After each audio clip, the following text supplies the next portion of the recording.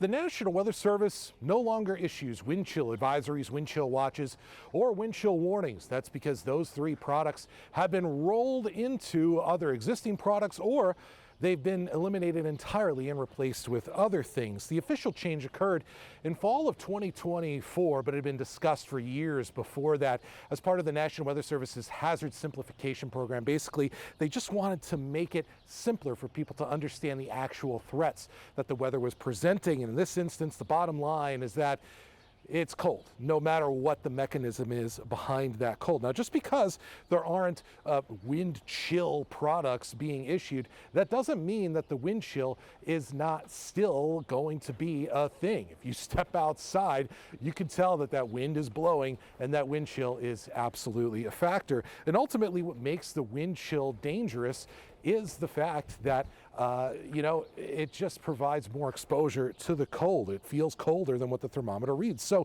they've gotten rid of wind chill advisory entirely and turned it into a cold weather advisory. The threshold for that is when temperatures or wind chills are colder than 20 below, and the fact that this can be issued for cold temperatures without wind involved is also a change. There's more flexibility. Before that, there wasn't an advisory that technically covered that non-windy scenario. For wind chill watches and warnings, well, those were rolled into the already existing extreme cold watches and extreme cold warnings. For most of our area, the threshold for those is 30 degrees below zero or colder. But really, these changes just make it simpler to understand that it is going to be cold. And if you see one of these products issued, that means it's going to be cold enough that you really want to try to limit exposure to the outside if you at all can do so. Perhaps not hang out on a frozen solid ice desk. Meteorologist Phil DeCastro, Fox 11 News.